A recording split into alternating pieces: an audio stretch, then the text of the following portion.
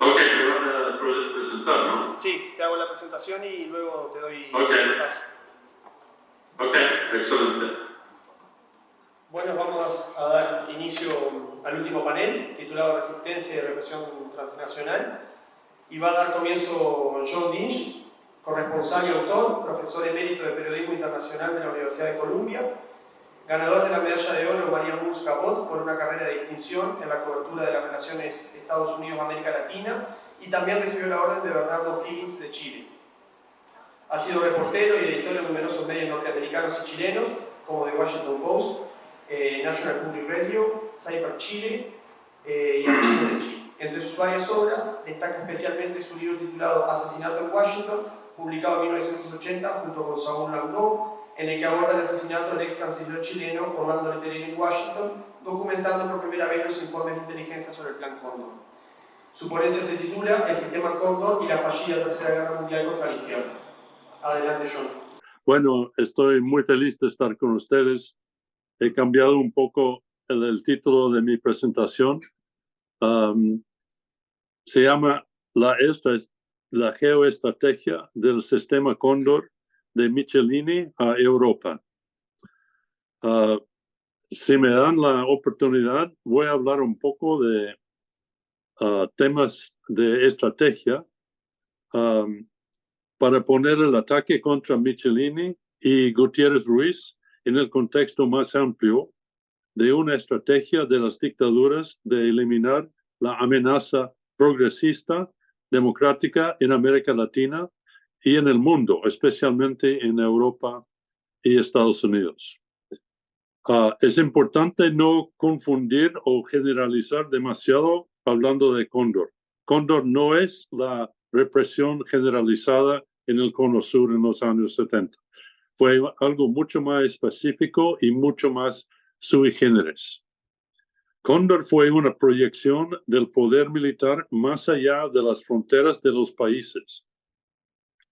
Creo que es la primera vez en la historia. La frase de Manuel Contreras, jefe de seguridad de Chile, fue su intento de hacer una proyección de, citas, capacidad extraterritorial. Cierro de sí. Fue una alianza de países, cada uno con sus intereses. Y como los historiadores saben, los países del Cono Sur nunca, no era común que se ponían demasiado de acuerdo.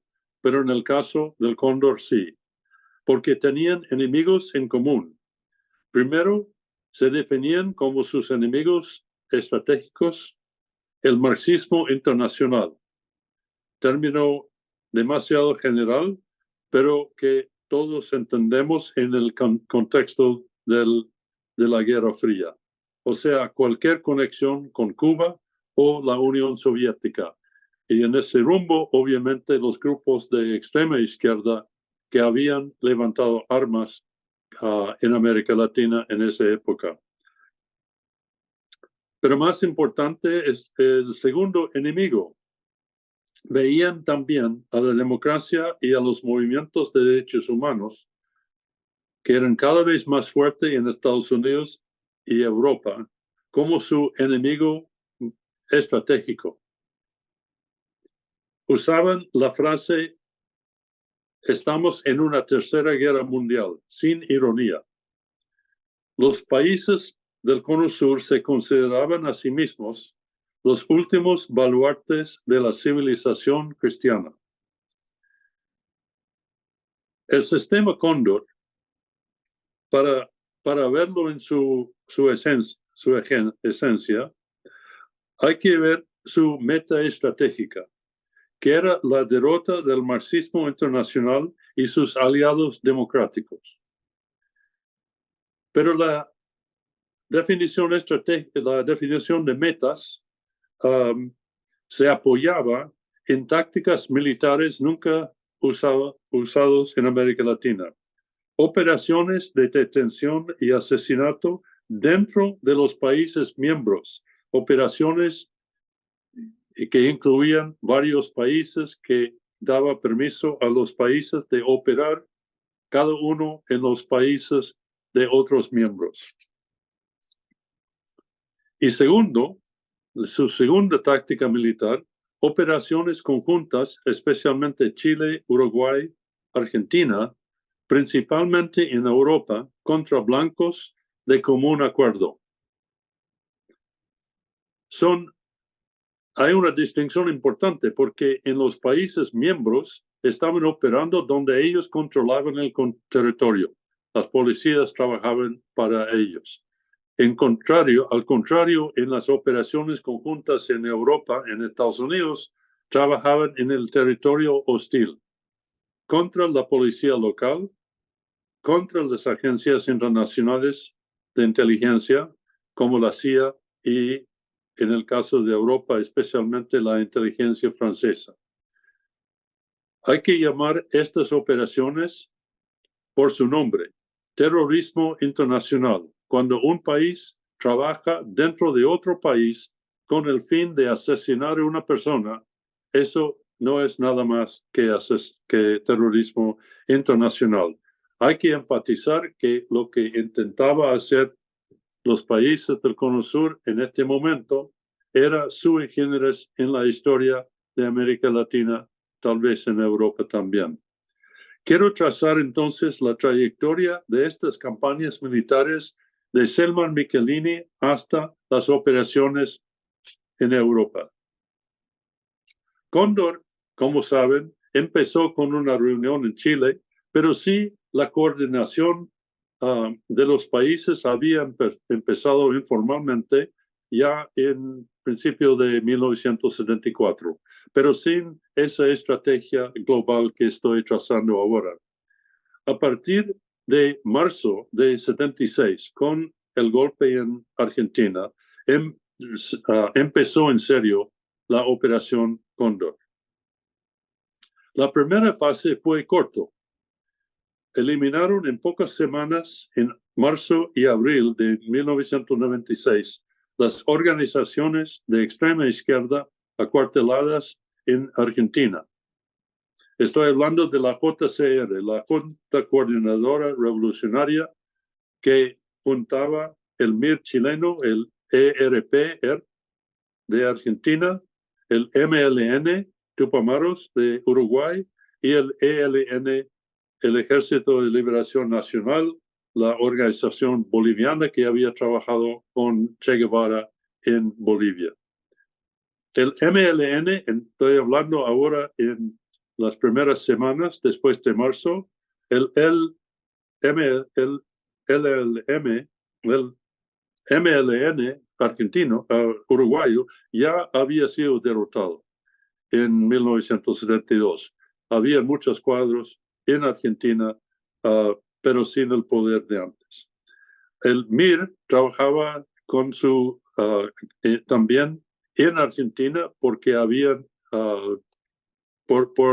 después del golpe en Chile. El ELN estaba tratando de montar nuevas operaciones en Argentina, desde Argentina, en Bolivia, con el apoyo del expresidente Juan José Sánchez, aliado del ELN boliviano. Eso fue los objetivos, o sea, contra los grupos que sí habían levantado armas. En pocos días, todos los militantes de esos grupos estaban derrotados y tratando de huir de Argentina. El golpe devastador fue el 30 de abril con el ataque contra una reunión grande de la JCR con presencia de miembros internacionales y el ERP en las afueras de Buenos Aires. En pocos días eliminaron el jefe del MIR chileno, Edgardo Enríquez, y el expresidente Juan José Sánchez ya había sido asesinado unas semanas antes.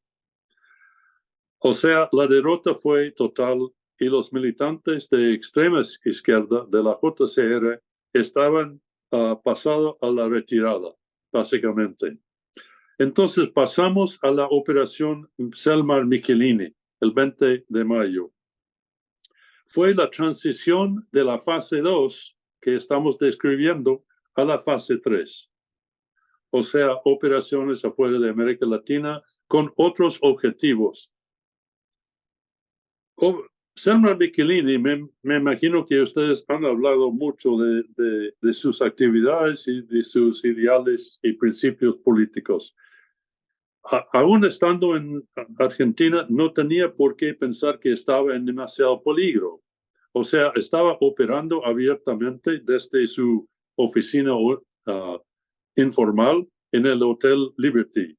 Su actividad en este momento, en el momento de su detención, fue ayudar a los militantes chilenos y uruguayos salir de Argentina. Estaba organizando viajes y maneras de salir de protección con Naciones Unidas, etcétera, para que las personas podían salvarse. Los objetivos, sin embargo, habían cambiado.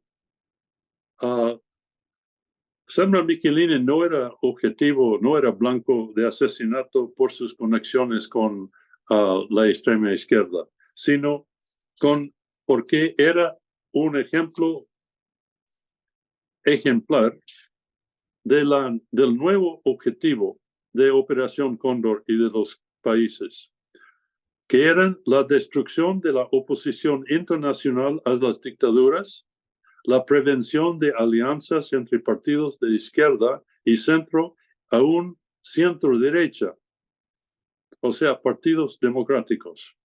Y el tercer objetivo era parar la campaña en apoyo de los derechos humanos, cada vez más fuerte en Estados Unidos y Europa. Estos eran los objetivos nuevos que empezaron a partir de mayo de 1976 y seguían hasta por lo menos diciembre de 76. La fase 2, operaciones entre los miembros especialmente dentro de Argentina, pasaron a operaciones con objetivos internacionales que acabo de trazar. Hay que ver un poco lo que era la operación Selman Michelini. Los blancos eran, o sea, en mi libro yo doy la descripción de cada uno de las detenciones en los días alrededor de la detención de Selman Michelini. Hay que ver todo eso en conjunto con una sola operación que yo llamo Operación Selman Michelini. No sé cuál era el nombre que les daba los militares. Los objetivos fueron personas del MLN, no del grupo que todavía estaban con ideas de lanzar ofensivas militares, sino con la facción que ya habían bajado las armas y estaban tratando de pasar a actividades políticas y estaban en contacto con Selman Michelini.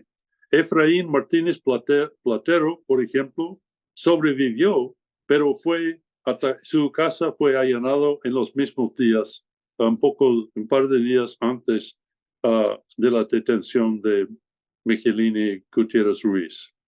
William Whitelaw, también miembro del MLN y de la misma facción que estaban tratando de entablar nuevas actividades políticas y democráticas. Otros políticos, Héctor Gutiérrez Ruiz, por supuesto, Wilson Ferreira, que sobrevivió, y Manuel Liberov, comunista, todos tenían en común su actividad en el esfuerzo de conversar con militares y fuerzas democráticas para reemplazar el gobierno cívico-militar de Bordaberry.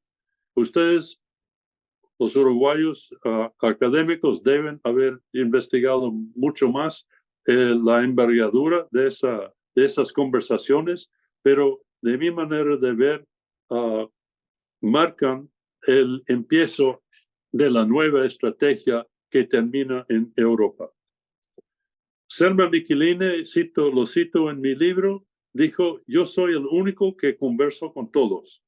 Converso con los comunistas, con los tupamaros, converso con todas las fuerzas y a mí me respetan.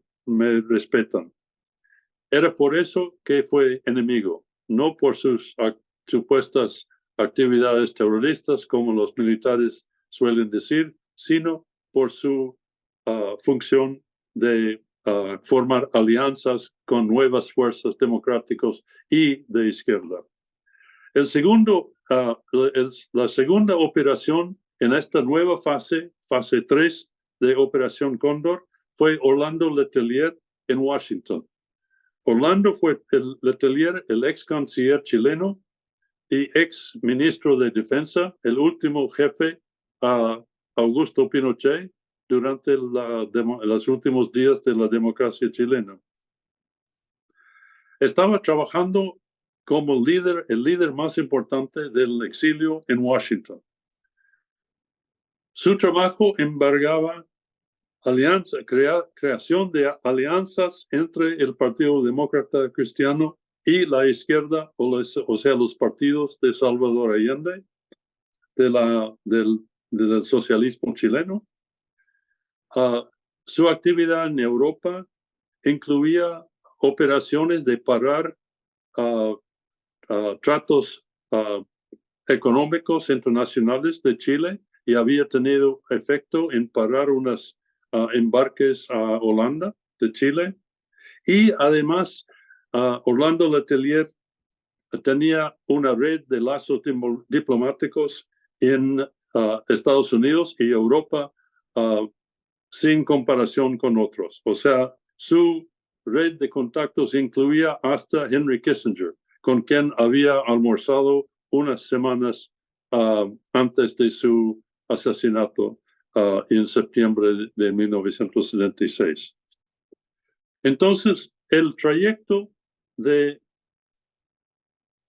Operación Cóndor de Michelini termina en operaciones de Europa.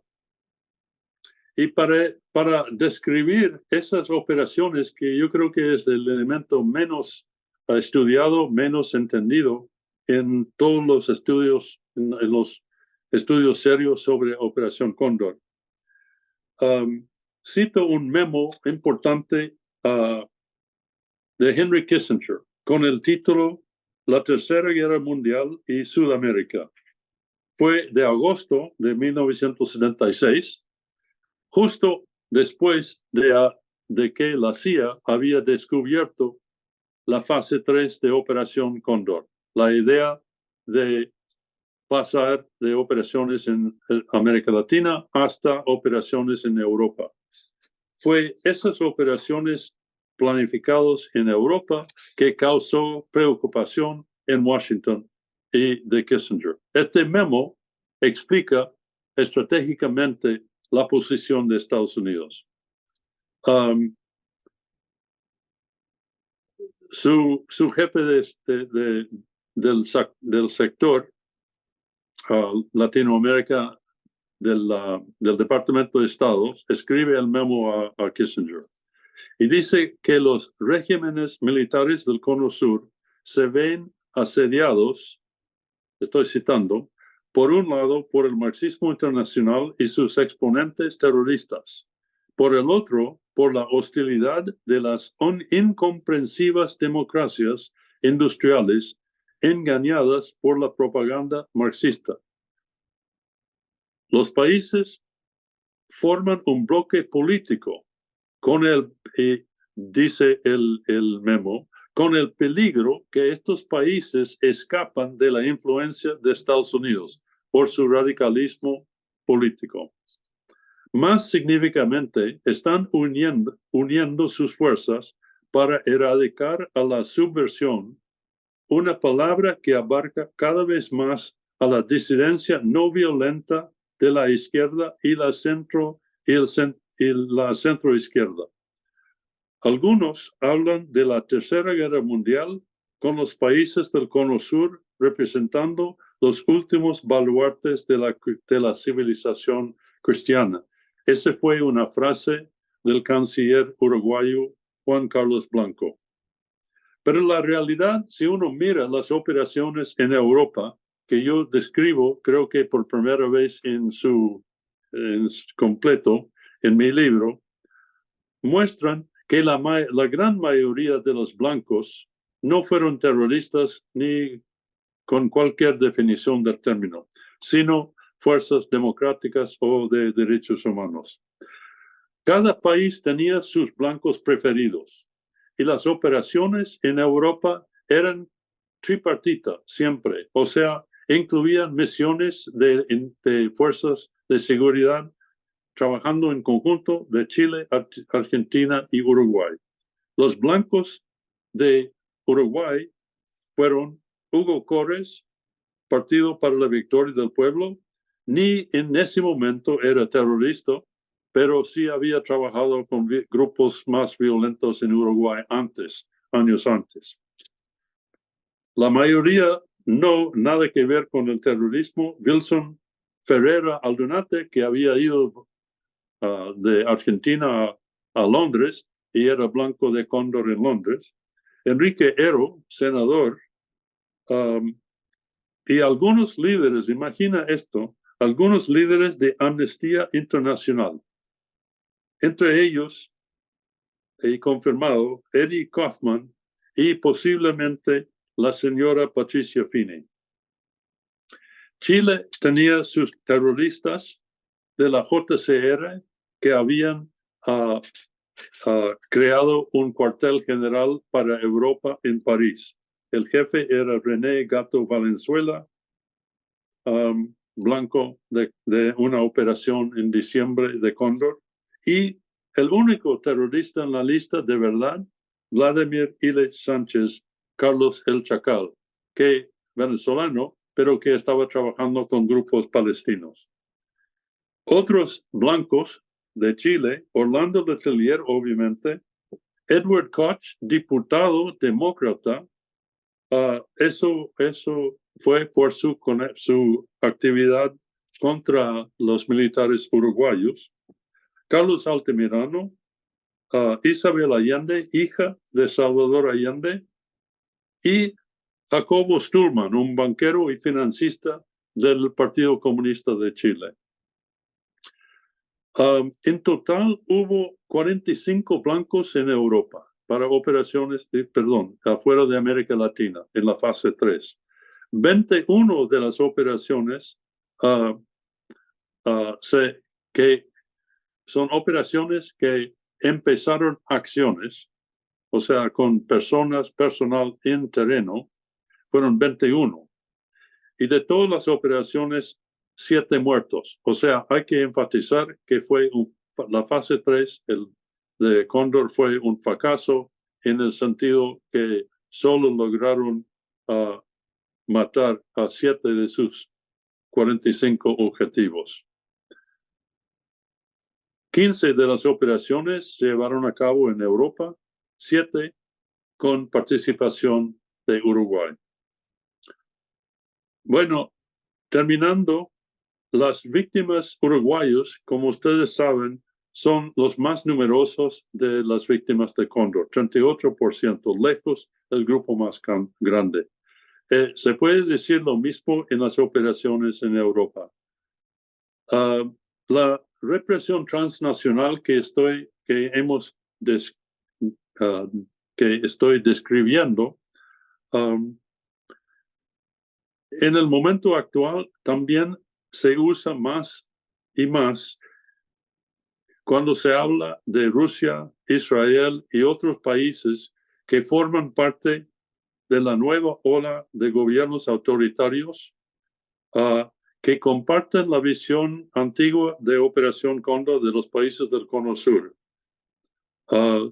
Su temor a la democracia, su uso de tácticas de asesinato internacionales, todas las mismas tácticas que hemos descubierto en las dictaduras del Cono Sur. Gracias. En Argentina. Y bueno, tomando esos testimonios y también otros libros testimoniales que tuvieron su auge en la década del 90, década del 2000, hacer un paneo de lo que era la vida cotidiana del exilio uruguayo en Buenos Aires, ¿no? De alguna forma es la consecuencia de la represión, ¿no? Ya no como asesinados, desaparecidos, torturados, sino como exiliados, que también es una forma de reprimir en este caso, ¿no? Bien, la idea es hacer un marco cronológico acotado, comenzando desde el golpe de Estado de Uruguay en el 73 hasta el golpe de Estado de Argentina en el 76 y los asesinatos de Mayo, ¿no?, que ya habló John. Al respecto, hay bastante poco, llama la atención que la historiografía ha ocupado poco este tema. Sin embargo, hay algunos que son muy importantes, como los de Cristina Porte y Edo Sempol, para la obra colectiva de Uruguay del exilio, que abordan el tema del exilio uruguayo en Argentina, el de Vania Marcarián, la izquierda uruguaya en el exilio, y después trabajos que abordan específicamente organizaciones como los del MLN, de La Robla, Carla La Robla, Magdalena Figueredo, Jimena Alonso, los del PVP, de Fabiana La Robla, y los del Partido Comunista exiliado también en Buenos Aires, de Silvia Utreni, Ana Diamant y Graciela Sáez. Muy bien, ya entrando al análisis de esta ponencia. Según estimaciones que surgieron a comienzos de los años 80, entre el año 64 y el año 81, el 14% de la población uruguaya emigró por razones económicas y políticas. De este 14%, la mitad lo hizo después del golpe de Estado y el año 77, es decir, los primeros 5 años de dictadura. La cercanía geográfica y cultural, así como las condiciones económicas favorables, impulsaron a muchos uruguayos a cruzar el charco, como se dice coloquialmente.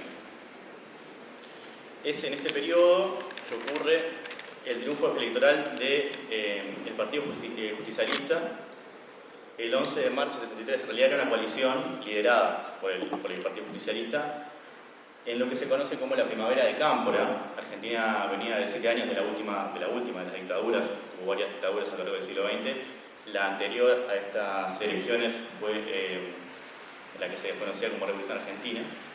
Y ahí tenemos una imagen obtenida del Centro Cultural Kirchner, que hizo una exposición hace unos años, hace poco, bueno, los festejos de lo que fue el triunfo electoral de Cámpora, ¿no? Y en este contexto, ¿no?, que muchos uruguayos viajan a Argentina y la mayoría de testimonios coinciden en que había un clima de fiesta, ¿no?, y mucha expectativa por lo que iba a pasar en Argentina, teniendo en cuenta el marco represivo que había en Uruguay, ¿no? Entonces, acá tenemos, yo elegí 2 testimonios, uno de Hugo Cores, que mencionó John. Cores fue uno de los fundadores del Partido por la Victoria del Pueblo, en el año 75, pero él previamente había visitado Buenos Aires antes del golpe de Estado. Y bueno, y voy a pasar a leer el testimonio, ¿no? En 1972-1973, Buenos Aires vivía la euforia de la reconquista de las libertades después de 18 años de dictaduras militares.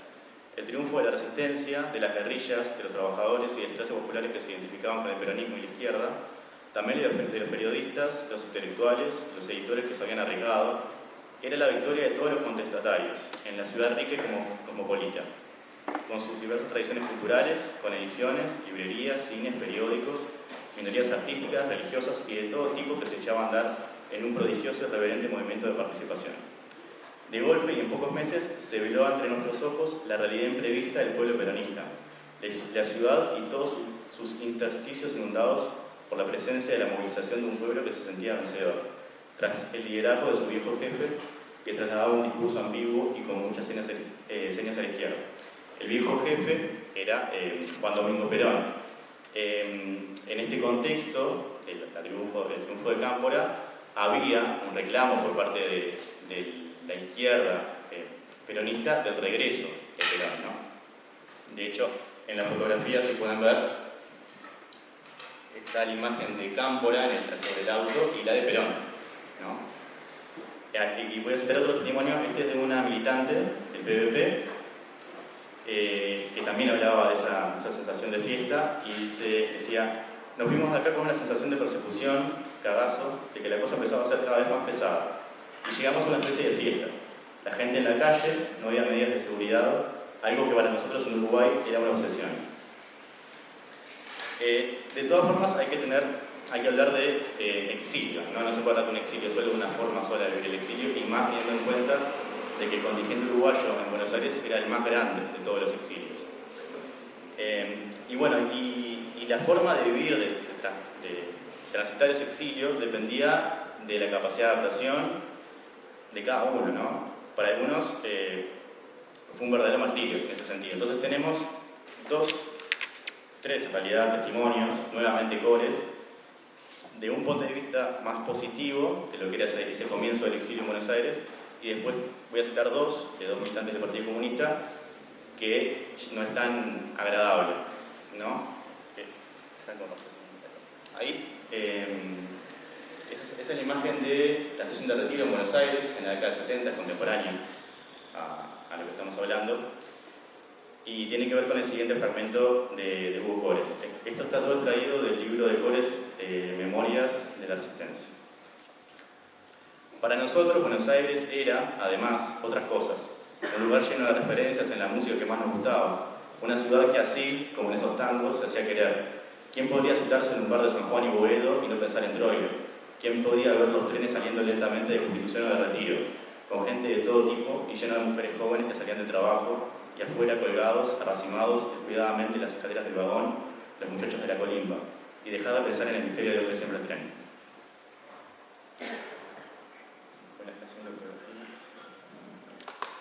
Y después tenemos estos dos testimonios que son de otro lado, ¿no? Acá, por ejemplo, este militante del Partido Comunista decía: Buenos Aires está muy cerca, a media hora de avión, pero la cuestión era que no podíamos, aunque estuviera cerca, no podíamos volver.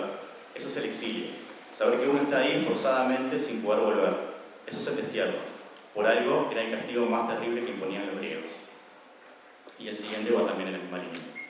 Los primeros meses yo lloraba todas las noches porque extrañaba. Fue un corte brutal. Yo tenía una vida organizada, era un estudiante, ya daba clases, ganaba más o menos bien. Recién me había casado, tenía proyectos, estábamos pagando un departamento en una cooperativa en un barrio hermoso a 3 cuadras del mar. Teníamos un proyecto de vida, un proyecto de país. Estábamos luchando por un país mejor. Y de golpe tuvimos que cortar. No había otra opción. Y de golpe te encontrabas en un país extraño, aunque yo había nacido en Argentina, pero nunca había vivido acá. Muy bien, continúo. Luego del esperado regreso y un nuevo llamado a elecciones, tras la prevista renuncia de Cámpora para facilitar la postulación del histórico líder justicialista, el 12 de octubre de 1973, Perón asume la presidencia junto a su esposa María Estela Martínez. En los primeros meses del mandato, a diferencia de su predecesor que empatizaba con las juventudes peronistas, el gobierno de Perón optó por una estrategia represiva que buscaba la depuración ideológica del peronismo para contrarrestar la infiltración marxista a través de las estructuras del propio partido en la institución de la purga. Y por otra parte, combatir a la guerrilla mediante el uso de la fuerza policial. Ahí la imagen que estamos viendo, ahí va. La imagen que estamos viendo es de una publicación periódica de Izquierda Peronista en Argentina, que menciona un episodio durante unos partidos que jugó Peñarol por la Copa Libertadores en Parque Patricios y en Avellaneda, en donde se desplegaron pancartas antidictadura y banderas. Esto demuestra de alguna forma lo que era ese periodo aún no tan radicalizado en materia de represión. Esto 2 años después era imposible. La muerte de Perón, el 1 de julio de 1974, generó un vacío de poder dentro de un peronismo ya fracturado, que se sumaba a la inexperiencia política de Martínez de Perón y el incremento exponencial de la violencia. La aprobación de la Ley de Seguridad Nacional en septiembre de ese año, el establecimiento del estado de sitio poco después y la autorización de intervenir a los militares en la Operación Independencia en febrero de 1975 fueron una serie de medidas orientadas al combate de la subversión.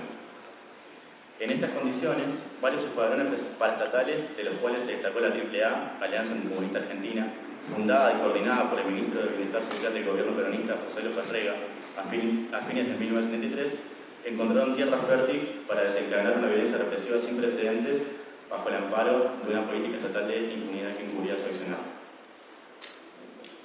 Ahí tenemos una imagen de el general Actel Vilas y de Isabel Perón. Actel Vilas fue quien dirigió el operativo Independencia que mencioné recién, autorizado por las autoridades del gobierno, que era básicamente la aniquilación, bajo decreto, de la guerrilla en la provincia de Tucumán. Estamos hablando de miles de asesinados en esta acción. Entonces, bueno, ahora la idea es mencionar algunos testimonios de cómo fue percibida este momento exponencial de la violencia por parte de los exiliados.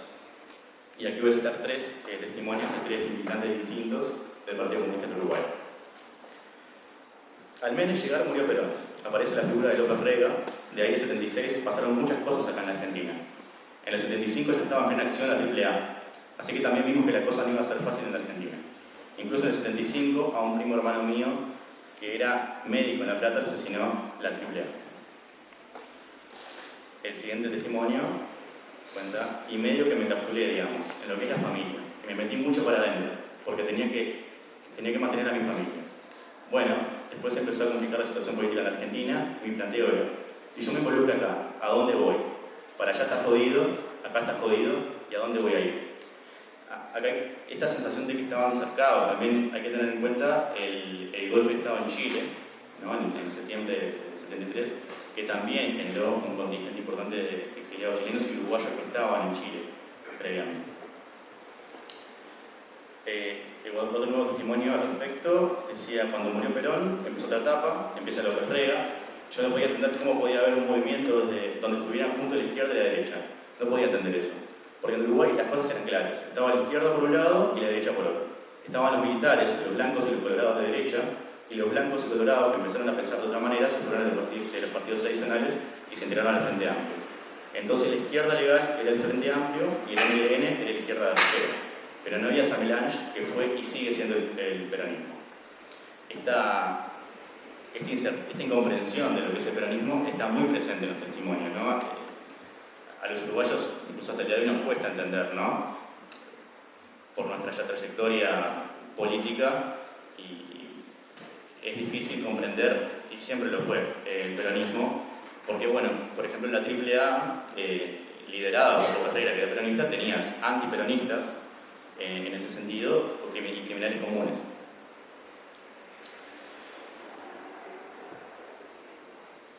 Y bueno, Francesca Lesa, que es una historiadora que se ha dedicado al tema del Plan Cóndor, menciona que existía incluso un comando especializado de la AAA en la eliminación de exiliados, que se estableció luego de la reunión mantenida entre oficiales de seguridad en el año 74 entre Argentina, Chile, Uruguay, Paraguay y Bolivia. Además, el endurecimiento de la represión en Uruguay y la puesta en marcha del Plan Cóndor formalmente en noviembre del 75 fue desvaneciendo las esperanzas de un pronto regreso. Esta idea que menciona, por ejemplo, Álvaro Rico, de que el exilio uruguayo es un exilio con las valijas prontas para volver, era algo que está muy presente también en estos exiliados. El endurecimiento de la represión transnacional, ¿no? que es parte de esta mesa que vamos a seguir hablando, fue desvaneciendo, ¿no? esa idea de volver y, bueno, más adelante luego incluso a desaparecer para muchos, ¿no? En septiembre del 74 ocurrieron los primeros asesinatos uruguayos en Buenos Aires, cuando fueron secuestrados y ejecutados los militantes del MLN, Nayel Banfi, Luis Latrónica y Guillermo Javier. De esta manera, la clandestinidad se estableció en la cotidianidad de muchos exiliados que comenzaron a asumir el peligro de permanecer en Argentina. Esto es una línea muy breve, un militante del Partido por la Victoria del Pueblo, que de alguna forma resume lo que fue el exilio luego de los asesinatos. Y dice, la paranoia al final volvió. Se instaló de nuevo el miedo a circular por la calle y se perdió la libertad que uno respiraba cuando llegaba. En este sentido, pasar a la clandestinidad implicó, según sugieren Paul y Paul, esfuerzos titánicos, ¿no? Y más que nada con las expresiones que podían delatar que uno era uruguayo, más que nada cuando empezó la represión hacia los uruguayos. Expresiones como ta o urí, que son propias del español Uruguay, eran precisamente ese tipo de cuestiones que podían delatar, ¿no? Y acá tenemos un testimonio muy que refleja mucho eso, ¿no? Es de Raquel, esposa de Gesa Astari, miembro del Partido Comunista. Una vez estaba hablando con un uruguayo que conocí en Buenos Aires y le dije que había cocinado boniatos. ¿Cómo boniatos? Eso es una cosa de Uruguay, me dijo. Sí, tenés razón, pero como vos sos uruguayo, y bueno, está, esa vez pasó. Pero después hubo otra que fue peor. Fui por la calle y me encuentro con ella y me dice que tenía que comprar ropa. Le comenté los precios que había visto, pero en vez de decir Harrods, dije Caubarrera. Y ahí la mujer se queda mirándome y me dice, ¿Caubarrera en Argentina? Ah, sí, pero tenés razón, le dije. ¿Sabés lo que pasa? Que yo cuando voy a Uruguay compro a veces un Caubarrera.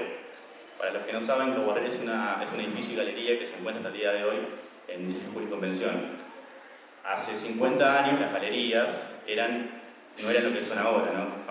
Después de la década del 80-90 aparecieron los shoppings y la gente ya no va más a las galerías, son como un vestigio de la ciudad, pero en esa época era muy común ir a las galerías a comprar. Y bueno, el siguiente testimonio, vuelvo a Hugo Cores, me parece muy interesante porque él recordaba en uno de sus viajes, previo al golpe de Estado, haber tenido contacto con una revista de la Nueva Izquierda que se llamaba Nuevo Hombre. Y en esa revista aparecía una especie de manual que se llamaba Método para evitar ser secuestrado. Y en este manual habían 6 puntos básicamente de lo que había que hacer en caso de que te quisieran secuestrar. Y en esos puntos, bueno, decía, el primer punto, resistirse en cualquier lugar y circunstancia que un grupo de policías de civil intente la detención, pedir auxilio, dar gritos de alarma y dar nombre y apellido. Si en la casa o el local de trabajo se presenta uno o varios desconocidos, llamar de inmediato al comando radioeléctrico de la policía y a todos los medios de difusión dando detalles de lo que ocurra. Punto número 3, en la vía pública no acercarse a ningún vehículo desconocido. Punto número 4, en lo posible trate de mantenerse permanentemente en contacto con los familiares y o amigos informando dónde se encuentra en cada momento, de modo que su desaparición se note de inmediato. Punto número 5, si usted es testigo de un intento de secuestro, colabore con la resistencia de la víctima, acóplese sus gritos, llame a la policía. Hasta no tener la seguridad de que el procedimiento ha cobrado carácter oficial, impida por todos los medios que se produzcan. Requiera datos, credenciales, chapas de investigación, de identificación y cualquier otra forma que crea necesaria. Y punto número 6, Banesto su vida. Casualmente, Cores fue secuestrado en el año 75 y de alguna forma el hecho de que él gritó "soy Hugo Cores, me van a secuestrar", le salvó su vida, porque en ese momento un policía escuchó su grito y como le comunicó un mozo en un restaurante y pudo contactar a un senador de Argentina y eso de alguna forma le salvó la vida más adelante. Sin embargo, bueno, este manual, ¿no?, que habla Cores, ya para el año 76 era imposible porque la coordinación represiva y la policía ya no iba a hacer de la misma manera, ¿no? En ese sentido, bueno, a fines de 1975, las Fuerzas Armadas Argentinas ya habían desplazado al gobierno técnicamente de constitución de Martínez de Perón en materia represiva. La AAA fue desmantelada, luego de la renuncia de López Rega al Ministerio de Bienestar Social, y muchos de sus miembros fueron reacomodados en el aparato represivo del Ejército y los servicios de inteligencia. Luego del golpe de Estado del 24 de marzo de 1976, los grupos de tarea perfeccionaron su accionar a través de un aumento exponencial en la coordinación represiva transnacional, el aniquilamiento secreto y sistemático de las disidencias, junto al levantamiento de nuestros centros clandestinos de detención, tortura y exterminio a lo largo del país. En ese sentido, ya para ir cerrando, uno de los símbolos de estos grupos de tareas era el Ford Falcon verde. Era el vehículo con el cual se movían los grupos de tareas y precisamente el último testimonio que voy a mencionar es de un militante del Partido por la Victoria del Pueblo que mencionaba esto precisamente. Decía, te sentías impotente después de la desaparición de los compañeros. Los Ford Falcon simbolizaban el terror. Conducían en la ciudad despacio, observando y con ametralladoras que salían por las ventanillas. Cada vez pensaba, ya está, me toca, pero no, podías tocar el miedo. Y bien, ya creo que ya estoy, ¿no? Sí, bien, bueno, para ir cerrando, una reflexión a modo personal, ya no como historiador, sino más bien como ciudadano.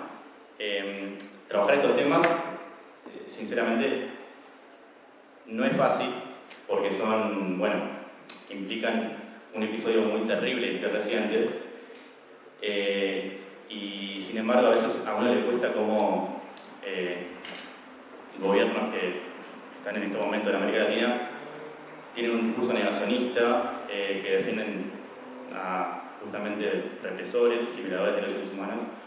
Entonces creo que más que nunca hay que reivindicar que nunca más pasen estas cosas tan terribles, ¿no? Y bueno, ahora que se aproxima una nueva Marcha del Silencio el mes que viene.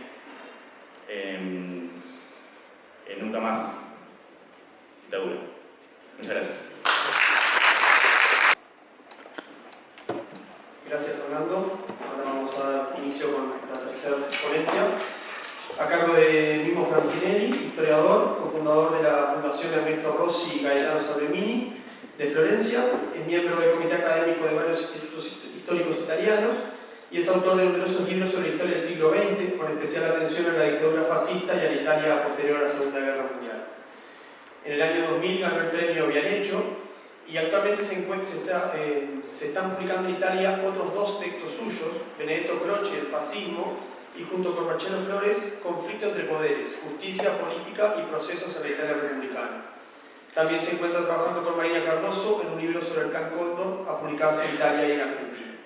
En Madrid, Silex Ediciones está por publicar El Duce y las mujeres, en traducción de Claudio Del Puc, presidente de la Asociación Dante Alighieri de Montevideo, y que está hoy aquí con nosotros para traducir la ponencia. Titulada Coordinación repressiva entre Montevideo e Buenos Aires, una nuova mirada. Grazie, voglio anzitutto salutare John Dinges e fargli i miei complimenti perché dimostrò che negli Stati Uniti c'era chi aveva il coraggio e la lucidità di battersi contro la politica criminale e stagista del segretario di Stato Henry Kissinger. Dinges è stato un pioniere degli studi storici sul piano Cóndor e per me è un onore partecipare a un'iniziativa in sua presenza. Bueno, voy a hacer un breve resumen de la presentación. Dino mismo está agradeciendo a John por haber sido un intelectual en Estados Unidos que se ha ocupado y ha tenido la valentía de denunciar todos los fenómenos de represión che succedieron in America Latina. Il mio intervento si ispira all'insegnamento dello storico Carlo Ginzburg sull'utilizzo di tracce e di indizi, fattori in apparenza minimi, ma in realtà di grande utilità nel laboratorio dello storico. Lo scrive nel libro Il filo e le tracce, vero, falso, finto, e in particolare nel capitolo particolari, primi piani, microanalisi. La ponencia de hoy la voy a basar en unos conocimientos que le pertenecen a Carlo Ginzburg en el uso de huellas e indicios, factores que son aparentemente mínimos, pero que en la realidad generan un cambio en el taller del historiador. Escribió un libro que se llama Il filo e le tracce, vero, falso e finto, que traducido al castellano es El hilo y las huellas, lo verdadero, lo falso, lo ficticio. Y en particular su capítulo, Detalles, primeros planos, microanálisis. Per comprendere cosa sta dietro il sequestro di Michelini e Gutiérrez Ruiz, Buenos Aires, notte dal 18 al 19 di maggio del 76, da parte di una squadra paramilitare, bisogna andare a 5 giorni precedenti, il prologo, 13 maggio, quando una dozzina di uomini armati irrompono nella casa di William Whitelaw e Rosario Barredo per sequestrarli con i loro 3 bambini. Para empezar este análisis me voy a retrotraer a 5 días antes del secuestro de Gutiérrez Ruiz y Michelini, es decir, que en la madrugada del 13 de mayo una docena de hombres armados irrumpieron en la casa de la calle Matorras, donde vivían William Whitelaw Bianco y Rosario Barredo Schroeder con sus 3 hijos. Lasciano nell'appartamento devastato e vuoto degli interessanti indizi, delle scritte sui muri, dove se la prendono con Tupas, OPR, Renunciantes. OPR è l'Organizzazione Popolare Rivoluzionaria dei 33 Orientales. Renunciantes, come sappiamo, è l'insulto con cui Tupamaros definiscono il gruppo scissionista di Whitelaw. En ese caso, tanto los 2 adultos, que eran integrantes del movimiento Nuevo Tiempo, como los 3 niños son aprendidos. Antes de marcharse, los asaltantes trazan varias inscripciones en las paredes fotografiadas más tarde por la policía científica, una de ellas agrupa a los subversivos en 3 organizaciones: TUPAS, OPR, renunciantes. OPR son las siglas de Organización Popular Revolucionaria 33 Orientales, que era el brazo armado de la Federación Anarquista del Uruguay, mientras que los renunciantes es el epíteto con el que los tupamaros señalan a los miembros del grupo escindido, liderado entre otros por Walter. E perché ci interessano queste scritte? È evidente che chi le ha tracciate aveva una buona conoscenza delle suddivisioni delle diverse correnti del movimento contro la dittatura. Conoscenze che sicuramente non avevano i criminali che operavano il sequestro. Vuole insomma dire che c'era presente almeno un ufficiale dei servizi segreti dell'Uruguay. Estas inscripciones revelan el conocimiento de las distintas componentes de la izquierda uruguaya. Por lo tanto, ese conocimiento, que no era usual en los grupos argentinos, sí parecían ser de conocimiento de analistas represores uruguayos que trabajaban para el Servicio de Información y Defensa, el SID, como los miembros del Organismo Coordinador de Operaciones Antisubversivas, OCOA. La presencia entre estos secuestradores de al menos un oficial proveniente de Montevideo confirma la interacción del Plan Cóndor en los trágicos sucesos que a continuación se detallarán. Abbiamo sentito in più relazioni a questo convegno. Michelini era visto come uno dei più pericolosi avversari da parte della dittatura, proprio per la sua capacità di dialogare persino con elementi più moderati all'interno del gruppo di potere. Ecco perché il ministro degli esteri Blanco e l'ambasciatore Pole Martinez dicono al governo militare argentino di nuocere, di danneggiare questo esule che è così pericoloso.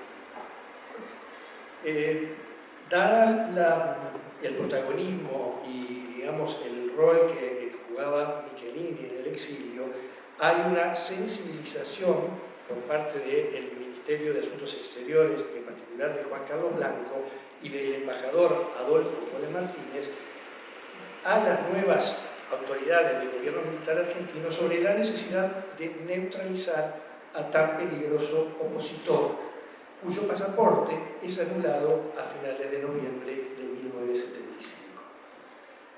Insieme anche ai passaporti di Gutiérrez Ruiz e di Ferreira Donante, diventano sostanzialmente dei prigionieri in un contesto di assoluta insicurezza per chiunque non sia di estrema destra. Al mismo tiempo, Gutiérrez Ruiz y Wilson Ferreira Donate, que también se habían destacado en la denuncia internacional de la violación de los derechos humanos por parte del gobierno de Bordaberry, también fueron privados de sus pasaportes, decisión que los cercó en un país que se había vuelto inseguro para cualquiera che non fuera di estrema derecha. La mia convinzione è che a montare, creare la macchina repressiva sia stata una decisione politica criminale del governo dell'Uruguay per decapitare l'esilio in Argentina. Il piano originario, tuttavia, prevedeva, ed è una caratteristica del Plan Cóndor, il rimpatrio forzato. Mi convicción es que fue una decisión política del gobierno uruguayo montar una maquinaria represiva para decapitar el exilio en Argentina. El plan original incluía, y esta es una característica del Plan Cóndor, la repatriación forzosa. Michelini, que mantiene una serie de contactos también de carácter confidencial en Uruguay, es informado de ello y el 5 de mayo del 76 entrega una carta al periodista Roberto García, director de Opinión. Chi sequestra lui e Gutiérrez Ruiz aveva già sequestrato la famiglia Guaitolo Barreto e in queste 3 operazioni vi sono 2 finalità. Una finalità politica di distruggere gli oppositori e una finalità economica di rubare tutto quello che trovavano nei loro appartamenti. E E stessa cosa avviene poi con il medico Liberov di cui abbiamo sentito. Los secuestros de Michelini en su habitación del Hotel Liberty, compartido con 2 de sus hijos, y Gutiérrez Ruiz en la casa donde vive con su esposa e hijos, son llevados a cabo por el equipo de Aníbal Gordon, ya responsable del crimen contra la familia Whitelaw Barredo. También, en estos 2 casos, la operación va acompañada de robos generalizados. Gordon es reconocido siempre por testigos presenciales. Esa misma noche, el médico Manuel Liberov, nacido en Argentina pero nacionalizado uruguayo, que cumplía funciones de tesorería en el Partido Comunista del Uruguay, es secuestrado en el domicilio de Avenida San Martín 2610. Gordon è un personaggio a metà strada tra la delinquenza politica e la criminalità comune. È uno di quegli assassini e depredatori che escono dai bassi fondi della società, sono favoriti dalle dinamiche della repressione. Io ne ho trovati, ne ho studiati molti nell'Italia del 1944-45 controllata dai nazifascisti. Sono persone senza scrupoli, avide, disposte a tutto nell'esercizio del potere, di vita e di morte, che esercitano grazie ai rapporti di forza che per il momento li avvantaggiano. Una vez más, son 2 los objetivos, el político y la codicia de riqueza los que mueven a la banda de Gordon. Escapa de la captura el senador Ferreira Lunate, que, informado de los secuestros en curso, abandona la casa poco antes de que lleguen los criminales. Así, los días 13 y 19 de mayo de 1976 se llevan a cabo operaciones selectivas, cuidadosamente estudiadas en cuanto a objetivos y plazos con fines políticos, decapitar la oposición en el exilio, y especulativos, saquear el dinero de los movimientos subversivos. Gordon fa contemporaneamente parte della AAA e della segreteria di intelligenza argentina e così come i suoi uomini è una banda irregolare che dispone di forti appoggi istituzionali e di connivenze con l'apparato militare e gode di assoluta impunità. Gordon es un personaje a medio camino entre la delincuencia política y el crimen común. Es uno de los asesinos y expoliadores que surgen de los barrios bajos de la sociedad, favorecidos por la dinámica de la represión. He estudiado a varios de ellos en la Italia del 44 y 45, controlada por los nazifascistas. Hombres sin escrúpulos, codiciosos y dispuestos a todos en el ejercicio del poder de vida y muerte que ejercen gracias a relaciones de fuerza y que se benefician momentáneamente. Gordon es simultáneamente miembro de la AAA y de la Secretaría de Inteligencia de Argentina, CIBE, al igual que sus hombres, una banda irregular que cuenta con un fuerte respaldo y connivencia con el aparato militar gobernante y goza de total impunidad. La sera del venerdì 21 maggio un'automobile che era stata rubata il giorno prima viene abbandonata sotto un cavalcavia di Buenos Aires con 4 cadaveri, Michelini nell'abitacolo, gli altri 3 nel baule. La morte è dovuta a colpi di rivoltella alla testa, esplosi a distanza ravvicinata. La domanda è: cosa è accaduto, cosa è intervenuto per far cambiare i piani, trasformando cioè un progetto di sequestro con rimpatrio forzato in un eccidio. En la noche del 21 de mayo, un coche marca Torino robado a punta de pistola el día anterior y desprovisto de matrícula es abandonado bajo el paso elevado de Buenos Aires entre las calles Perito Moreno y del Piane. Son 4 cadáveres, Michelini en el habitáculo, los otros 3 en el maletero. La muerte se debió a un disparo de revólver en la cabeza efectuado a corta distancia. El informe policial redactado esa noche clasifica el crimen como un hecho subversivo. Liberov nunca será encontrado. ¿Qué sucedió para que los planes cambiaran, convirtiendo un secuestro previsto para la repatriación forzosa a una masacre? Gli assassini vivono a Buenos Aires, ma la mente sta a Montevideo. È intuitivo che il giorno 19 maggio si è svolta in questa città, si è svolto un vertice informale tra politici, il presidente Bordaberry, il ministro della difesa Walter Ravenna e militari, vari militari e comandanti. E in quella riunione si decide che quegli oppositori servono più da morti che da vivi. Dado que los ejecutores están en Buenos Aires y el cerebro en Montevideo, se intuye que el día 19 tuvo lugar en esta última ciudad una cumbre informal entre políticos, Bordaberry, ministro de Defensa, Walter Ravena, y militares, el ministro del Interior, general Hugo Linares Brum, el comandante de la Armada, vicealmirante Víctor González, el comandante del Ejército, general Julio César Badora, y el comandante de la Fuerza Aérea, brigadier Dante Paladini, en la que se evaluó que esos opositores eran más útiles muertos que vivos.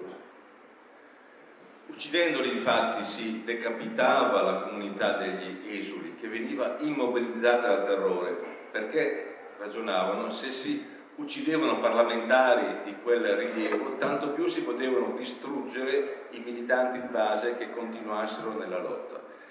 Inoltre la dittatura dell'Uruguay eliminava una potenziale opposizione democratica dialogante con settori della stessa dittatura. Attenzione, questa decisione omicida, che è riconducibile al Consiglio nazionale di sicurezza, non venne naturalmente verbalizzata, perché gli ordini criminali non si mettono per iscritto. Però l'esistenza di quella riunione, oltre che intuibile, viene rivelata da un memoriale anonimo. Asesinarlos decapitaría al exilio, inmovilizándolo en el terror, porque si los verdugos asesinan a destacados parlamentarios, mucho más podrán golpear a los militantes que persistan en la lucha. Además, la dictadura uruguaya eliminaría un centro de oposición democrática capaz de dialogar con los sectores moderados de la dictadura. Esta decisión, que se remonta al Consejo de Seguridad Nacional, no fue registrada por su evidente criminalidad. Ciertas órdenes no se ponen por escrito. La existencia de la reunión sería relevada por una memoria anónima. La existencia de la reunión en un comunicado es una resolución a los argentinos que probablemente los jefes del departamento 3 del CID, el comandante José Gavasso y el capitán Manuel Cordero. Nell'automobile con i cadaveri viene lasciato un volantino. È un volantino che vuole far credere che quel crimine sia maturato tra gli oppositori per le loro divergenze. È un documento molto importante, che sinora è stato sottovalutato e che vi invito a guardare, adesso lo spiegherò. Lo que me gustaría resaltar es que en el coche se encontró, acompañando a los cadáveres, un volante que es muy esclarecedor y por la importancia que ha tenido voy a hacer de alguna forma un análisis más detallado. Giocando su effettive rivalità ad esempio tra MLN e Nuovo Tempo, si vuole far credere che si sono uccisi tra di loro, e a eseguire la sentenza sia la unità Juan de Oliveira del nostro esercito rivoluzionario del popolo. Così si era fatto già in Cile nel luglio dell'anno precedente, 75, sempre dentro il marco del Plan Condor, nell'operazione Colombo, con la strage di 119 prigionieri, in gran parte del MIR, presentati dalla dittatura come un regolamento di conti tra i sovversivi. En definitiva, el panfleto contiene, si se quiere descifrar, la firma de los mandantes. Entre lo verdadero y lo falso está la verosimilitud, y eso es lo que se pretende significar, creando sospechas y confusión, tanto entre los enemigos de la dictadura como en la opinión pública. La hoja, titulada Ajusticiamiento a traidores, revela el imaginario de la policía política uruguaya y la forma en que ve y representa al enemigo enmascarándose para combatirlo mejor. Ese documento, en efecto, evoca una red represiva internacional de la izquierda latinoamericana bajo la dirección de la Junta de Coordinación Revolucionaria a pedido del Comité Central del Movimiento de Liberación Nacional de Pamaros, al ERP, y confiada por este a la unidad Juan de Oliveira. Quindi questo volantino è importante per quanto ci rivela sui mandanti dell'eccidio e sul loro immaginario.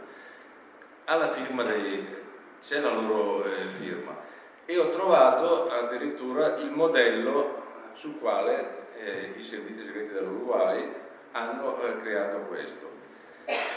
Risale a poche settimane prima, è un documento dell'ERP per spiegare, per rivendicare l'uccisione di un loro militante, Miguel Ángel Pozo, e con le scritte che troviamo anche qui: nessun traditore sfugge alla giustizia popolare, giustiziamo i traditori, e la stessa firma: vincere o morire per l'Argentina. Ya desde el título, el documento revela los comunicados sobre la ejecución de traidores por parte del ERP. Ajusticiamiento de un traidor es de hecho el encabezamiento del volante con el que el ERP publicó a mediados de mayo de 1976, en folio con la esfinge del Che Guevara y en la revista Estrella Roja, la ejecución de un militante rosarino, Miguel Ángel Pozo. Ningún traidor escapa a la justicia popular, justicia a los traidores, y la firma: vencer o morir por la Argentina. I pochi studiosi che hanno preso in esame questo volantino lo hanno frainteso e addirittura scrivono che Juan Olivera, a cui è intestato il gruppo, non esiste. Io invece ho dimostrato ho trovato che era esistito. Era un collaboratore al generale José de San Martín durante la guerra di indipendenza del Perù e divenne poi rappresentante dell'Assemblea Costituente. Quindi hanno riesumato questo personaggio da tutti dimenticato per dare credibilità all'operazione criminale. Volviendo al volante dejado en el automóvil y firmado a vencer o a morir por la Argentina, Ejército Revolucionario del Pueblo, también lleva como marca de agua el rostro del Che. Para dar verosimilitud al inexistente grupo guerrillero, se exhuma, más de un siglo después de su muerte, la figura del teniente coronel Juan Olivera, comandante a las órdenes del general José de San Martín en el Ejército Libertador en la Guerra de Independencia del Perú, y que en 1827 llegó a ser representante del Distrito de Lima en la Asamblea Constituyente. En resumen, la invención por parte de la policía de un inspirador del PRT-RP en la estela de la tradición revolucionaria latinoamericana. Mi manca qui il tempo per spiegare perché sono convinto che lo abbia scritto il maggiore José Nino Gavazzo, ma lo scriverò nel volume degli atti di questo convegno. Me falta el tiempo para explicar por qué estoy convencido que el volante lo escribió el mayor José Nino Gavazzo, pero será tema de un próximo libro que escribió. No, non scriverò io gli atti di questo convegno. Sí. E la prova ulteriore di questa provocazione sta nel fatto che i giornali dell'Uruguay riprendono le tesi del volantino, quindi è un'operazione dei servizi segreti. De alguna forma, esto está de alguna manera indicando claramente que los instigadores del crimen son uruguayos, los ejecutores son argentinos. Así lo revela otra pista, como lo recuerda Matilde Rodríguez Larreta de Gutiérrez. E l'odio per Michelini e Gutiérrez Ruiz è talmente forte da far partire la repressione durante i loro funerali con poliziotti a cavallo e spingere il presidente Bordaberry a lodare l'ufficiale che ha ordinato le cariche. Estoy un poco perdido aquí, pero voy a leer algo que fue interesante y no fue dicho. Un hecho significativo es que los secuestradores, cuando secuestran a Gutiérrez Ruiz, no reconocen la bandera de Artigas exhibida en el apartamento, ni tampoco la imagen con el rostro de Aparicio Saravia, lo que indica claramente que los secuestradores no eran de origen uruguayo. E adesso facevo riferimento ai funerali. Sí, esto es un salto de ajedrez. La represión de post-mortem, es decir, con la recuperación de los cuerpos y los funerales en Montevideo, para evitar honores solemnes y identificar a los sediciosos, algunos de los cuales fueron detenidos y denunciados. El odio del presidente Bordaberry era tan profundo que felicitó públicamente al capitán que ordenó la carga arrancando la bandera del ataúd de un subversivo. Avviciniamoci al presente, sia in Argentina che in Uruguay i responsabili di questi crimini hanno usufruito a lungo di un trattamento benevolo di favore. Nell'ottobre 89 il presidente argentino Menem ha graziato Gavato e i suoi complici. In Uruguay la legge di caducità li ha protetti per 30 anni, nonostante un articolo di questa legge prevedesse per il Presidente della Repubblica la possibilità di escludere dal condono reati di particolare gravità, ma né il Presidente Sanguinetti né la Cage né Battle l'hanno utilizzato. Tanto en Argentina como en Uruguay, los autores del crimen gozaron durante mucho tiempo de un trato preferencial. En octubre de 1989, el presidente Menem indultó a Gavasso y a sus cómplices, mientras que en Uruguay la ley de caducidad de la pretensión punitiva del Estado protegió durante 30 años a los instigadores de los crímenes más atroces, entre ellos lo que hemos tratado aquí. Un artículo de la ley permite al presidente de la República excluir de la amnistía delitos especialmente graves, pero ni Julio María Sanguinetti, ni Luis Alberto Lacalle, ni Jorge Valle lo aplicaron. Finalmente il 1 marzo del 2005, nel suo discorso di insediamento, il nuovo presidente Tabaré Vázquez ha decretato l'azione penale per l'assassinio di Michelini, Gutiérrez Ruiz, Barredo e Quattro. Le indagini sono partite e il 30 giugno 2010 l'ex presidente Bordaberry e l'ex ministro degli esteri Blanco vengono condannati a 30 anni. Finalmente, el 1 de marzo de 2005, en un discurso de investidura, Tabaré Vázquez decretó el procesamiento de los asesinatos de Michelini, Gutiérrez Ruiz, Barredo y Guaitero. Por fin pueden comenzarse las investigaciones y los procesamientos. El 30 de junio de 2010, el expresidente Bordaberry y el ex canciller Blanco fueron condenados a 30 años. Gli sviluppi ce li racconterà fra pochi minuti il fiscale Riccardo Prezzivalle, la cui requisitoria è un documento di fondamentale rilievo che fa ben sperare per una, sia pur tardiva, risoluzione giudiziaria. Io concludo con un episodio che rivela la timidezza, i compromessi e le umiliazioni della nuova democrazia dell'Uruguay davanti ai responsabili di questi e di altri eccidi. Recientemente, el fiscal Ricardo Prezzivalle, que está presente aquí, presentó la instructoría del proceso contra 5 acusados, abierto por denuncias de Gabriela Schroeder Barredo, Benjamín Liberov, Marcos, Rafael, Elisa y Cecilia Michelini, Facundo, Magdalena, Mateo y Juan Pablo Gutiérrez Ruiz. El documento del fiscal es de fundamental importancia y augura una, aunque tardía, resolución judicial. Quiero terminar recordando un episodio revelador de las timideces y componentes y humillaciones de la restaurada democracia frente a los responsables de este y otros muchos crímenes. Alla morte del criminale Ravenna, già ministro della difesa nazionale nella dittatura, un decreto del Presidente della Repubblica Sanguinetti, 8 luglio 1985, controfirmato dal ministro dell'Interno Carlos Marín Ríos, ordina gli onori di Stato al defunto e le spese del funerale a carico del Tesoro nazionale.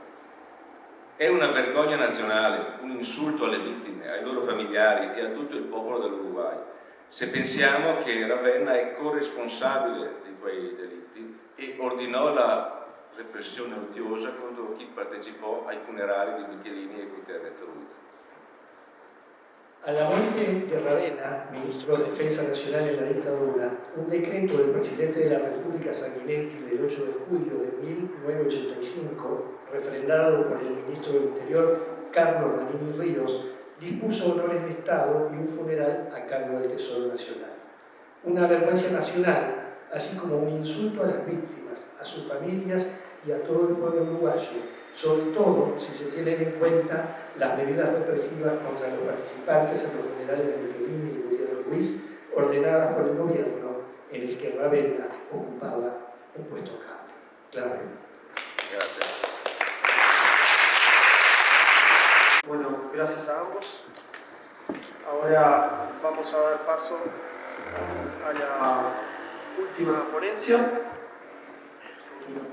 A cargo de Marisa Ruiz, historiadora feminista, activista de derechos humanos en Amnistía Internacional Uruguay desde 1997, integrante del Sistema Nacional de Investigadores desde 2009. En particular, ha estudiado la actuación de las mujeres en dictadura y la democracia.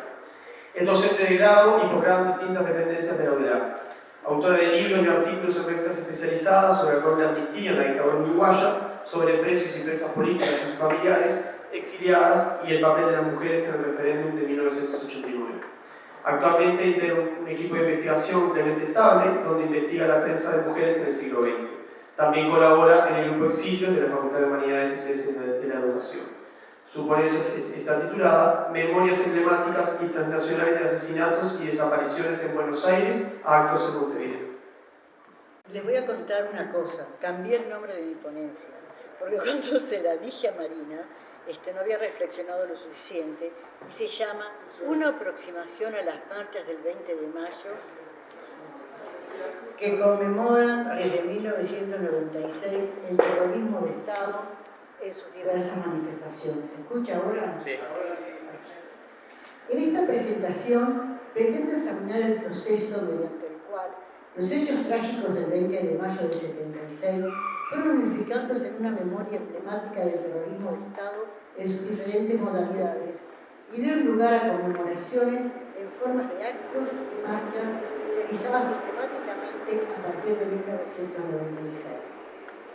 Me referiré a detalles de las marchas y a los personajes claves para su realización y continuidad, las circunstancias en las cuales estos trabajaron, personajes claves, los procedimientos mediante los cuales las marchas se organizaron y las formas en que fueron evolucionando hasta llegar a la actualidad con una siempre creciente participación ciudadana. Sin entrar en debates, quiero esclarecer lo que es para mí historia y memoria, muy esquemática y sintéticamente. Para mí la memoria alude al significado social que se otorga al pasado, mientras que la historia intenta reconstruir e interpretar ese mismo pasado apoyada en documentación objetiva y métodos académicos. Nacen de la misma preocupación ambas y comparten un mismo objetivo, la elaboración del pasado, pero ambas están mediadas por el presente, en tanto que el pasado es siempre resignificado por el contexto actual. Así que ustedes deben leer esta ponencia mía resignificada en este presente.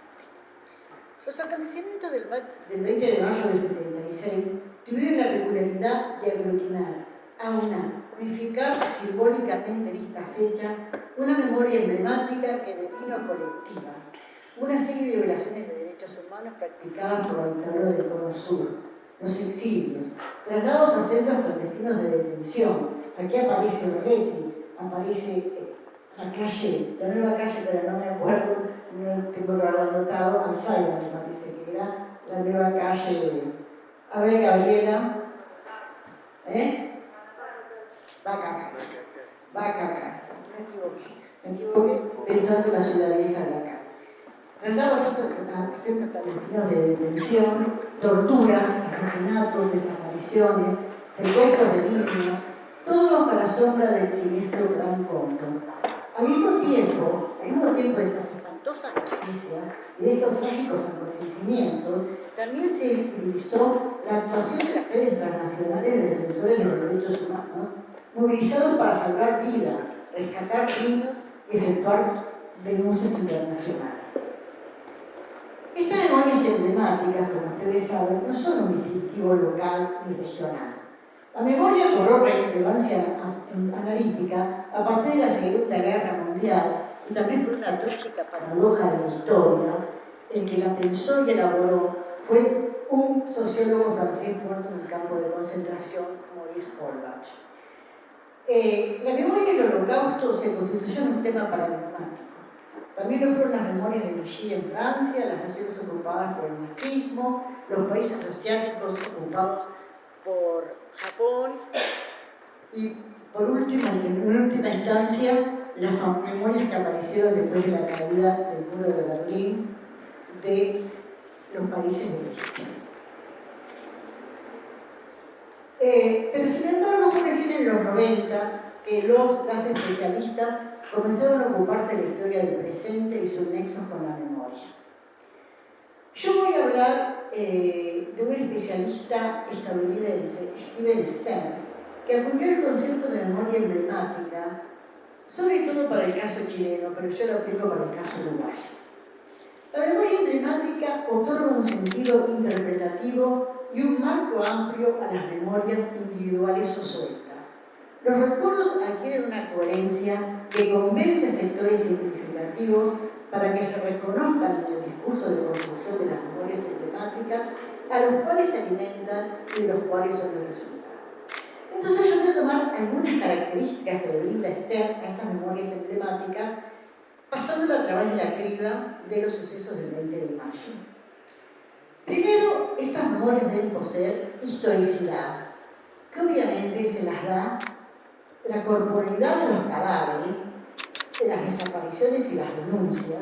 Y en este punto quiero rescatar una figura muy olvidada, que es Juan Pablo Schroeder, padre político de Rosario Barredo, que además viajó inmediatamente enterado del secuestro de sus nietos y de su hija política y su compañero, y presentó una habeas corpus por la desaparición de toda su familia, y además escribió una declaradora carta pidiendo por los niños, que fue publicada por La Opinión, por otros diarios, Clarín, de Buenos Aires Herald, y además cables que se enviaron al Excelsior, al Corriere de la Sera y otros. Los niños aparecieron en una comisaría bonaerense el 30 de mayo y fueron trasladados a Montevideo.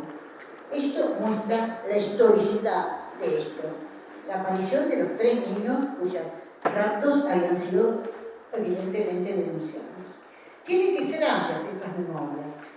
La amplitud y flexibilidad ayuda a construir desde una multitud de experiencias concretas el imaginario colectivo como una experiencia compartida. Además deben ser proyectadas en espacios públicos y semipúblicos, como ocurrió en los entierros. Como ustedes saben, fueron violentamente reprimidos por la policía.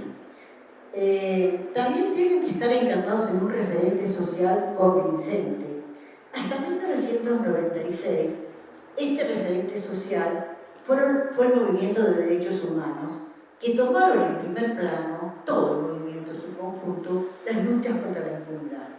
Y finalmente los portavoces, que fueron variados, pero que en estos momentos, 2004, 2024, son las madres y familiares de detenidos desaparecidos. Cuando ocurrieron los secuestros, inmediatamente después de ellos, tuvieron una magnitud internacional. ¿Por qué? Porque, por un lado, Amnistía Internacional estaba realizando una campaña contra la tortura y en sus cierres finales, la gente de 70 países había conocido lo que era la tortura en Uruguay y sabían quién era Michelini. Pero mucho más lo supieron cuando los hearings, las audiencias de la enmienda Koch, una enmienda que fue votada por el... No voy a entrar en tecnicismos porque no termino más. Fue votada para que se acabara la ayuda militar del año 77, fiscal, para los militares y policías uruguayos. En estas hearings, en estas audiencias, Wilson Ferreira Lunate tuvo una maravillosa, realmente impresionante participación y denunció no solamente lo que había ocurrido en Buenos Aires, sino que además leyó una carta increíble que también Gabriela rescata la figura de tus padres, porque dice que lo más absurdo de los asesinatos fue el asesinato de estas 2 jóvenes que fueron puestos ahí para probar una teoría que todos sabíamos que era mentira. La carta de Wilson es realmente conmovedora y la gente se enteró, el público, el Washington Post, muy rápidamente, toda esta noticia, qué horrible este micrófono, toda esta noticia hundió.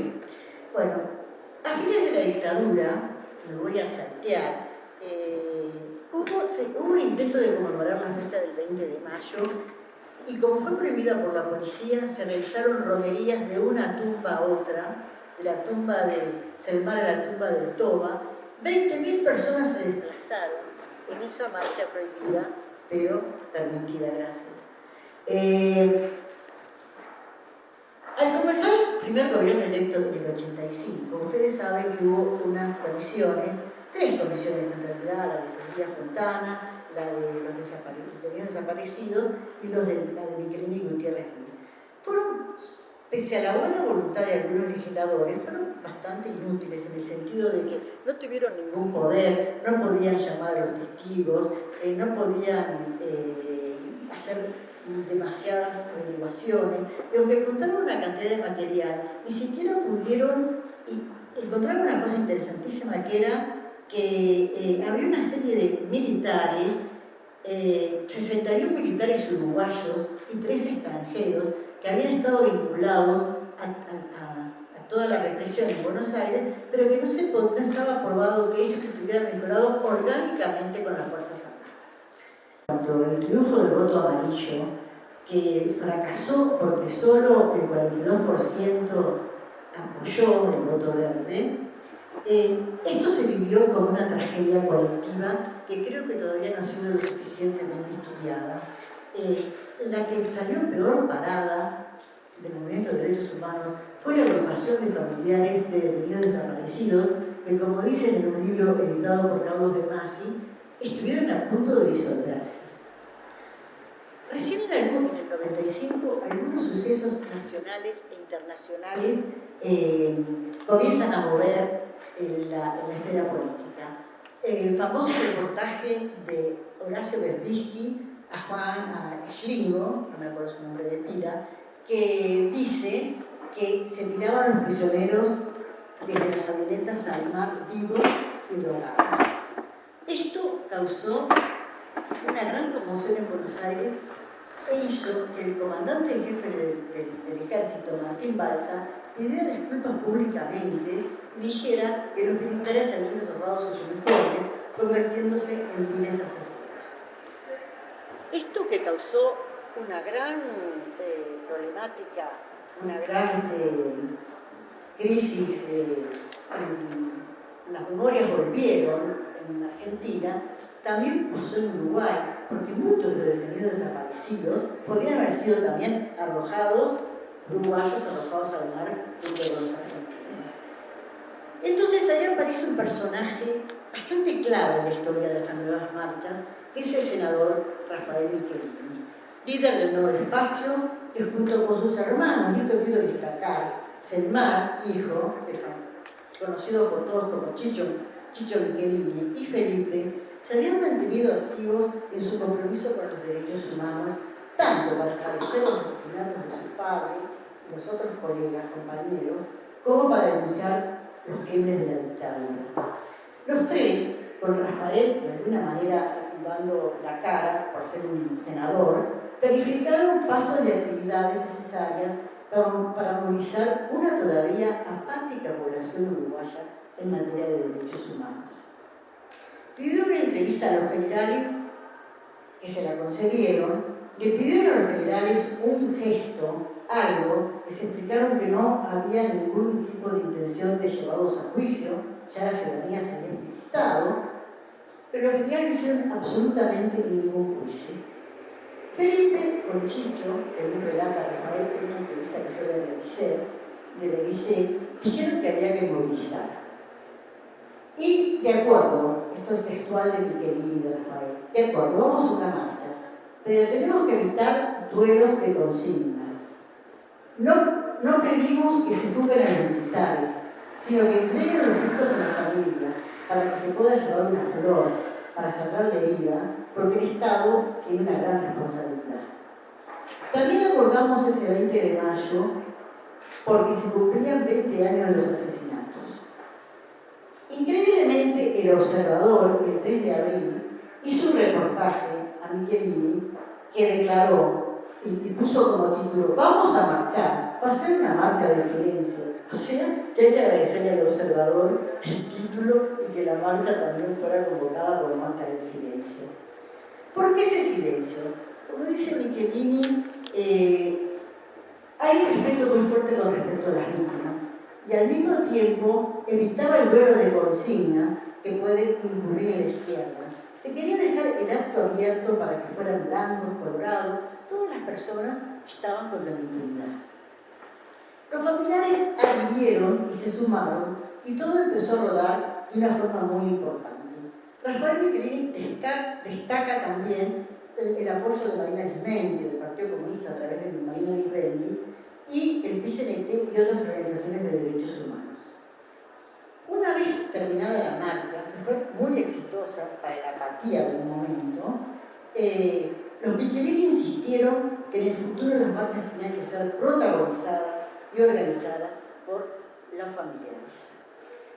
Y en el libro de De Masi también hay una entrevista a Luisa Cuesta y Lucy Barburo que declararon: tomamos esa fecha 20 de mayo porque el primer año quien llamó a la organización de la marcha fue el Nuevo Espacio. Los hijos de Michelini llamaron a todos los organismos de derechos humanos para organizar una marcha. Una marcha que después se transformó en una marcha por los desaparecidos, pero es la fecha en que asesinaron a Michelini, Gutiérrez Ruiz, Huaylot y Barreda. También quiero decir, como ya rescató el mimo, a Manuel Liberó, que también suele ser otro gran olvidado en esta historia, ¿no? Porque desapareció, nunca más apareció, y no se ha hecho de él un objeto de punto de memoria como de nosotros. La primera marcha se realizó en silencio y con figuras políticas al frente. Las madres y familiares desfilaron atrás. Luego fue cambiado por el formato que ahora es original, como era tradicional, con las madres y los carteles. La primera consigna fue verdad, memoria y nunca más. Y se inauguró el recorrido ritual desde Rivera y Jackson hasta la Plaza Libertad, donde se leen los nombres de los uruguayos desaparecidos en ambas márgenes del río de Uruguay. Bueno, esto es un poco, no conclusión, sino unas palabras finales. ¿Tengo tiempo? Perfecto. Las conmemoraciones del 20 de mayo han venido representando memorias emblemáticas de violaciones de derechos humanos ocurridas en diversas fechas. En particular, las marchas conjugan el presente con el pasado, y la franja etaria de los participantes diseña el contorno de sus memorias específicas. En efecto, los jóvenes cada vez más numerosos tienen en mente las denuncias de las desapariciones forzadas, mientras las personas mayores recuerdan la fecha en toda su magnitud. Las marchas rememoran los numerosos crímenes de lesa humanidad que han sido difíciles de perseguir debido a la negación sistemática de la verdad y la justicia. Después de 2005 se ha avanzado obviamente en la reparación y en la investigación. Tenemos los equipos universitarios de historiadores, de antropólogos, la publicación de libros, la apertura de archivos, las excavaciones para recuperar los cuerpos, la recuperación, y quiero nombrarlos uno por uno, de Bernardo Chávez Sosa, Fernando Miranda en 2005, Julio Castro en 2011, Ricardo Blanco en 2012 y Eduardo Breyer en 2019. También los gobiernos acataron y cumplieron la sentencia de la Corte Interamericana de Derechos Humanos, la de Hellman y la de Casino González y las muchachas de Abril en 2012 y 2021. Así que hay que valorar los precios, destacar el valor de los precios, iniciaron numerosas causas penales y el coraje de las presas que denunciaron crímenes sexuales. En años recientes, la valiente y eficaz labor del fiscal Ricardo Perciavale ha permitido juzgar y enviar a prisión a numerosos perpetradores. Se ha recorrido un trecho en pos del horizonte utópico de la aplicación de los derechos humanos en el presente y para el futuro. La gran incógnita todavía en suspenso es la recuperación de los cuerpos y las respuestas a los interrogantes de cuándo, cómo, qué y por qué. Desde 1996, las marchas se abanderaron en el buen sentido de la palabra en las desapariciones forzadas. Las nuevas generaciones, que en parte desconocen los sucesos aquí narrados, caminan en un ejercicio de memoria para la que sigue siendo una herida viva en el cuerpo social, todavía no atendida legal ni efectivamente. El mejor homenaje que, a mi parecer, los jóvenes pueden brindar a Selman y a todos los actores de esta tragedia es continuar marchando resistentemente para seguir buscando la verdad, la justicia, la reparación y el nunca más. Muchas gracias.